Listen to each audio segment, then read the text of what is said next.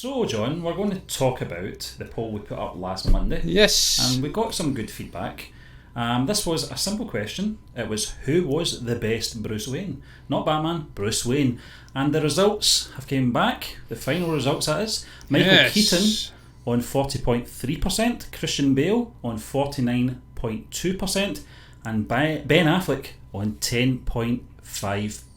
Now, we're just basing this on this because obviously you've got your limitations with a Twitter poll anyway. Yes, a man must know his limitations. It's better to leave out many rather than just a couple. So we based it on the sort of standout ones in our opinion from the movies. So it's a live action Bruce Wayne, John. So I'm going to pass it over to you, but just before I do, the news just came in tonight, sadly, that veteran director Joel Schumacher has died at the age of 80, John. Now, he obviously has a connection with the topic we're discussing. He directed, obviously, Batman Forever and Batman and Robin. I know it's not a lot of people's favourites. I like the Val Kilmer Batman Forever.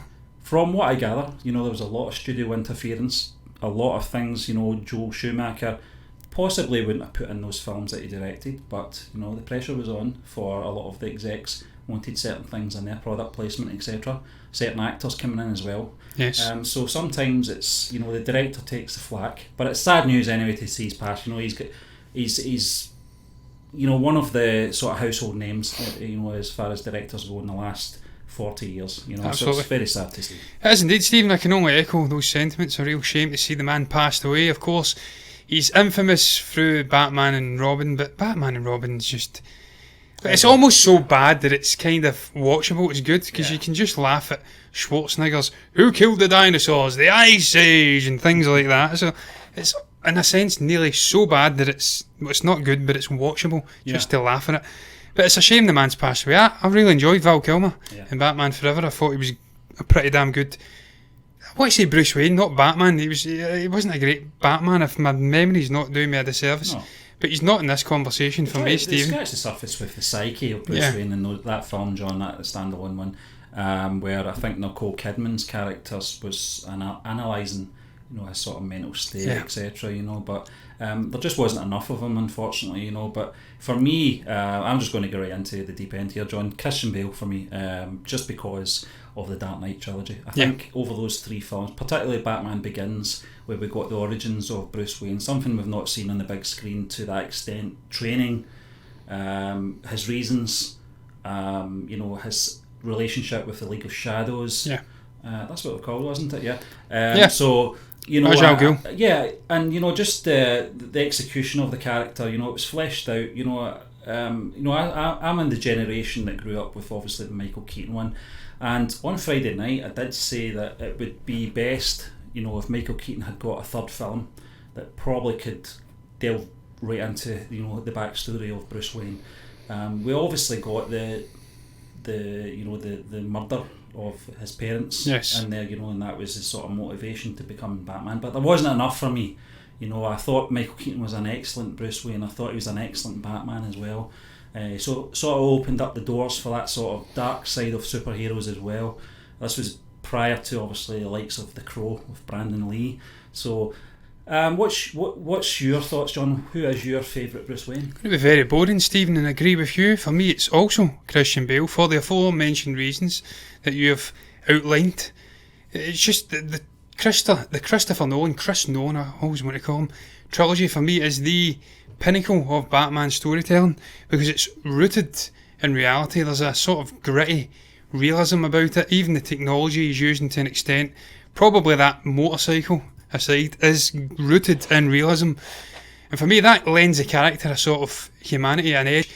I mean, the Adam West ones, it was Adam West, wasn't it? It was campy, it was like right out of a comic book. It's ripped straight out of the pages. You're right about Michael Keaton, Tim Burton, what he did with that character. He completely rejuvenated Batman. He took it from that sort of campy with the lycra sort of gear on and whatnot, and he made it a darker, more serious character. And that was necessary for these studio executives back in that point in history because they weren't interested in superhero movies. Aside from Superman, they were a disaster. I think you went and seen the original Spider-Man movie. It was the That's what they were like. It was like Captain America in the early 1990s. They were terrible. So he took it and he made it more serious, and he made it a sort of more trustworthy at the box office as well by hiring people like Jack Nicholson, by bringing in the likes of Michael Keaton. And he was a fantastic Bruce Wayne. He really was. I enjoyed Michael Keaton.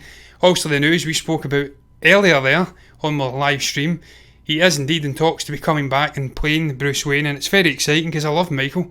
I think he, as I says in that show, has great charisma, great screen presence, I was about to say stage, and he has something about him. And he did go into the sort of darker recesses of Bruce Wayne when he was having conversations. You could tell he was juggling about 50 million things. He was trying to hold a conversation whilst also dealing with things in Batman and whatnot. And you could see he was a sort of tortured soul. So I really did enjoy Michael Keaton's take on the character as well. For me, he's a close second. But Christian Bale remains the sort of gold standard for Bruce Wayne for me, just because he has 3 movies and it's the journey he goes on. He starts off becoming Bruce Wayne. You see him as a child, he's scared of bats, the journey, losing his family, also taking on, I think it was Falcone, and failing. He had to go away and find himself. That journey, bumping into Ra's al Ghul, becoming a quasi-member of the League of Shadows, leaving, and just the sort of flamboyant playboy millionaire side of the character, the more serious, wholesome Bruce Wayne that we see in The Dark Knight Rises, where he cares greatly for Gotham. He risks it all, potentially sacrifices his life, depending on which way you look at that movie, the ambiguity around it at the end. And he saves Gotham. That's the more serious Bruce Wayne. And then you've got Batman in between, the where is she? And the voice and the deepening of the voice and whatnot, the ridiculousness of that.